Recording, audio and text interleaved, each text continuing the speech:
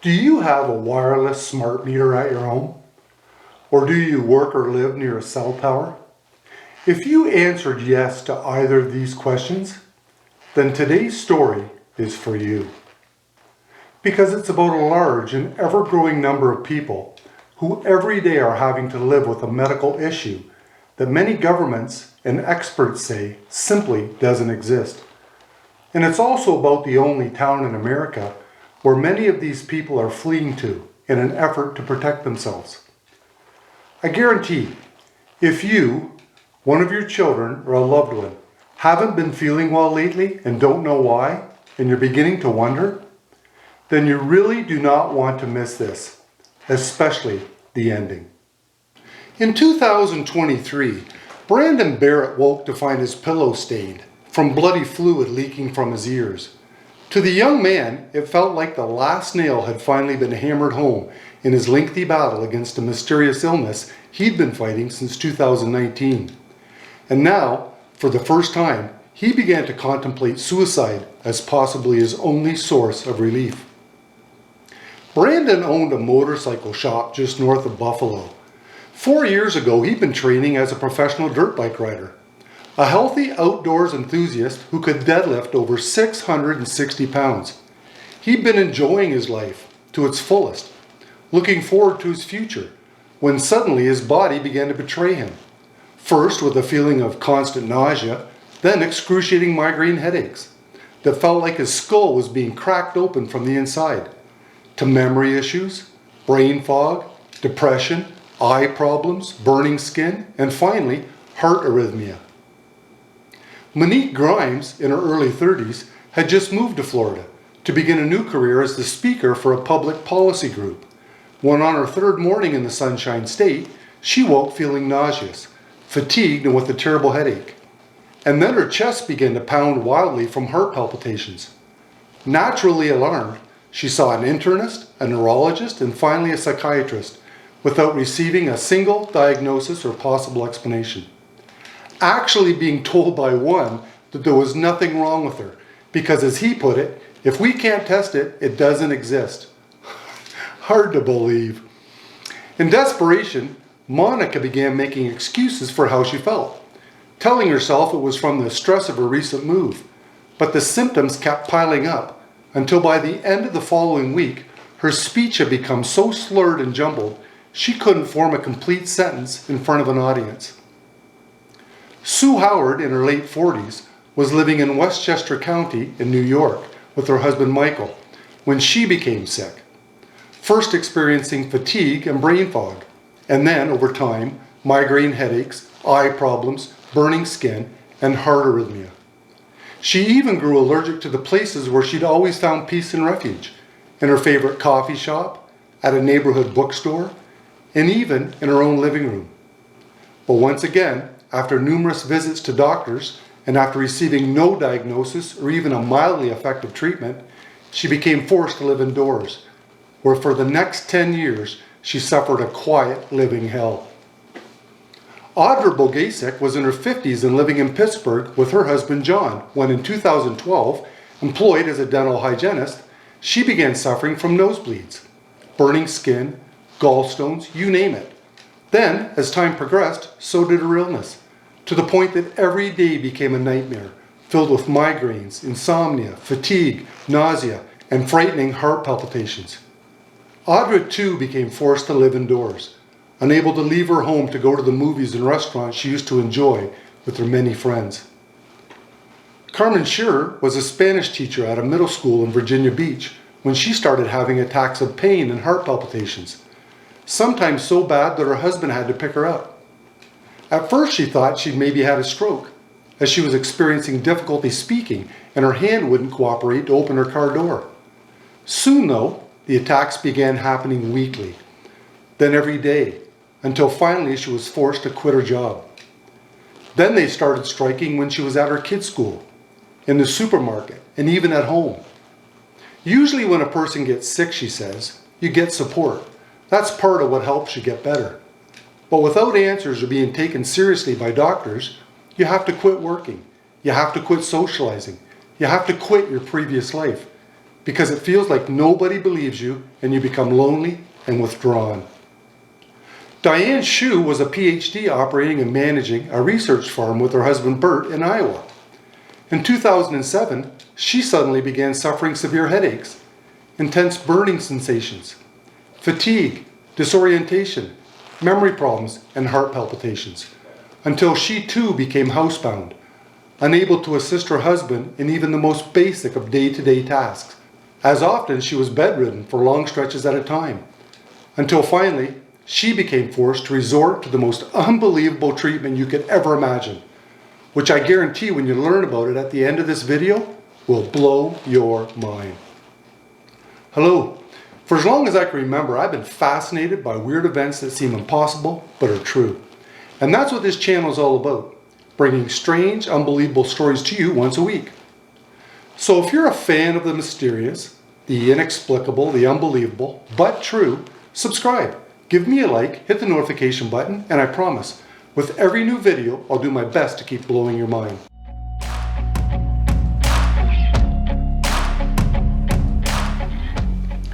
Green Bank, West Virginia is a small town of just a few hundred people nestled deep within the Allegheny Mountains, among gently rolling hills and surrounded by fields of corn, soybeans, and hay.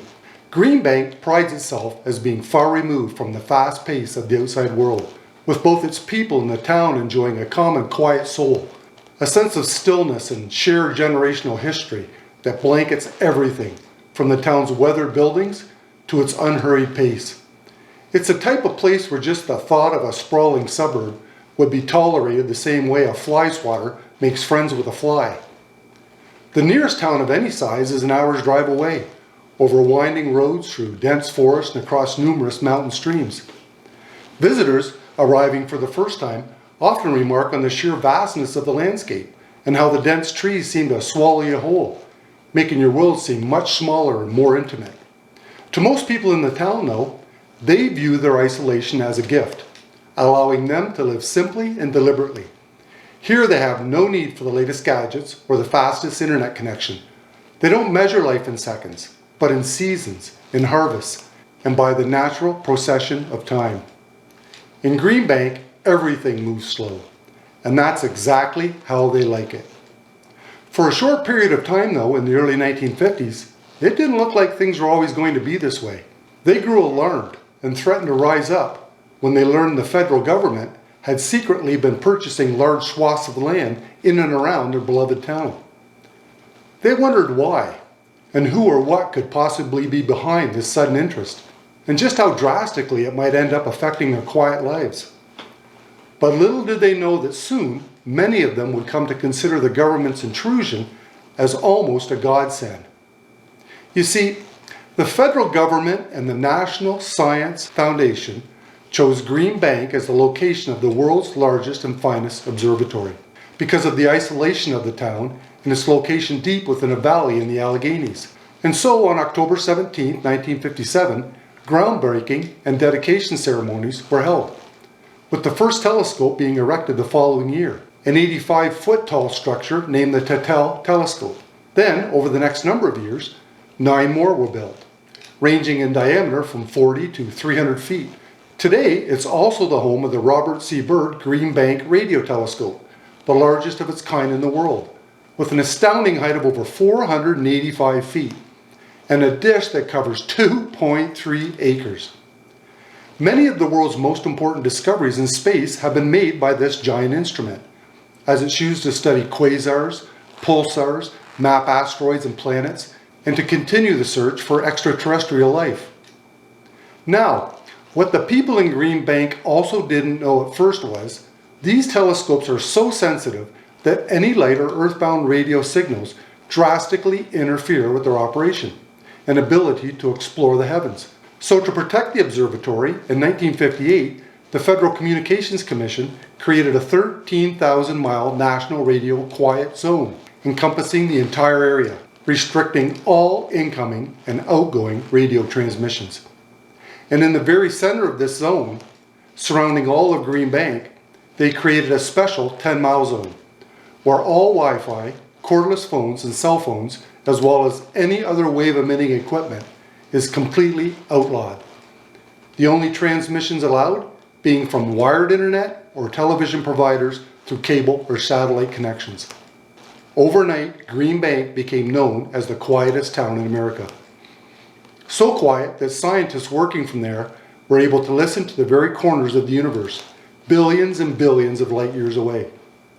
And recently, it's also became known as the last refuge in the United States for people suffering from a condition called electromagnetic hypersensitivity. The World Health Organization recognizes electromagnetic hypersensitivity as a debilitating problem for sufferers. Symptoms include nervous system disorders such as migraine headaches, fatigue, insomnia, brain fog, memory issues, burning skin and rashes, eye problems, heart arrhythmia, and heart palpitations, to name just a few. In Canada, Sweden, Germany, Austria, and Taiwan, it's recognized as a disability. In 2009, the European Parliament asked all member states to follow Sweden's example and recognize people with hypersensitivity as disabled so they can receive protection. But to the rest of the world, meh. Electromagnetic hypersensitivity is given the same consideration that green power enthusiasts and environmentalists have given to the sudden inexplicable increase in whales that keep dying and beaching themselves near offshore windmills. To them, it's inconceivable to believe that good intentions in green power could cause harm to a living creature underwater. So they simply dismiss the fact that vibrations and sound travel much further subsurface, and that sea mammals use both as a means to communicate, navigate, and search for food. And somehow they also discount the fact that human beings are also mammals. And very little is also known about how electromagnetic radiation affects us. Perhaps Dr. Martin Blank, a retired professor in the Department of Physiology and Cellular Biophysics at Columbia University, says it best. You may not realize it, but you are participating in an unauthorized experiment, he writes in his book, Overpowered. For the first time, many of us are holding high-powered microwave transmitters in the form of cell phones directly against our heads on a daily basis. What health effects do these exposures have? Therein lies the experiment. He writes about how electromagnetic radiation, even at extremely low levels, has been proven to interrupt bird and bee navigation and can cause bee colonies to collapse. In one study, researchers placed a cell phone in front of a beehive, and in short order, the entire hive collapsed and died. And in 2010, a Dutch study inconveniently tied a mystery illness decimating European trees to Wi-Fi radiation. You see, the problem many scientists face today is that for them to accept these conclusions, they'd have to throw away years of research, and in most cases, also lucrative income and funding from large tech and telecommunication industries. Blank even tells the story of one scientist who challenged his research at a conference and later was found to be an employee of a major cell provider. Monique Grimes, the lady who moved to Florida to start a new career, the one who was told if it can't be tested, it doesn't exist, she believes smart meters were the cause of her problems, after finding 17 newly installed ones on the outside of the building she just moved into, and also after finding numerous articles online about people getting sick all over the world due to the electromagnetic frequencies radiating wirelessly from cell phones, Wi-Fi networks, and almost every other technology we view today as indispensable. She also learned that there are entire communities of sufferers who call themselves electrosensitives, with symptoms matching exactly to hers. But when she told her doctors about her discovery, they treated her like she'd grown a third head. And then she learned about Green Bank, and soon it became her new home and refuge. Today she lives on a 100-acre sheep and lamb farm with Tom, a native Green Banker she married in 2013. Monique is convinced that science will someday prevail, and that future generations will look back at iPhones and laptops the same way we now look back at cigarettes and asbestos. As one sympathetic doctor once told her, "You were just born 100 years before your time." Or after, says her new husband. Carmen Scherer, the Spanish teacher, after receiving no relief from her doctors, she scoured the internet trying to figure out what was wrong with her. Eventually disabling the Wi-Fi in her home, replacing fluorescent lights with regular bulbs, getting rid of her cell phone and having family members keep theirs in their cars, and recharging them at neighbors. Then, in 2017, she also learned about Green Bank, and that's where she's living today. Audra Bokasik, the dental hygienist from Pittsburgh, she moved to an off-grid area near Green Bank. She says most of her symptoms eased or disappeared entirely, and she feels much better. So together with her father, they've built a refugee camp for other sufferers out of shipping containers, deep in the forest, on top of a mountain. Sue Howard left New York with her husband Michael and moved to Green Bank in 2016. She says that all of her troubles began when their utility company installed a smart meter on the back of their home, equipped with wireless communication. So, after reading a magazine article about Green Bank, they moved and built 2 homes on a large plot of land. One with all the current electronics for her husband, and the other completely insulated against them for her. Feeling much better, she says she now has a quiet zone within the quiet zone. Brandon, the young man with bloody fluid leaking from his ears, he moved to Green Bank. He's 100% sure that his problems began right after a cell tower was erected a quarter mile behind his motorcycle shop, and he began getting bombarded daily with electromagnetic radiation. In fact, in 2023, the day after his ears began to bleed, he drove to the tower and found that several new rows of panels had just been installed on it. The only treatment he ever received, though, was migraine medication, which had absolutely no effect. Then he read about Green Bank and its lack of cell towers and wireless Wi-Fi, and though he didn't want to leave behind his family and friends, he became too sick to remain near them. When he arrived, without a place to stay, Audra and her father offered him a cabin in the Refuge until he was able to find a more permanent place to live. Diane Shu, the PhD with the research firm in Iowa, she's believed to be the first person suffering from electromagnetic hypersensitivity to flee to Green Bank. Her health problems began in 2003, right after a cell tower was built next to their farm.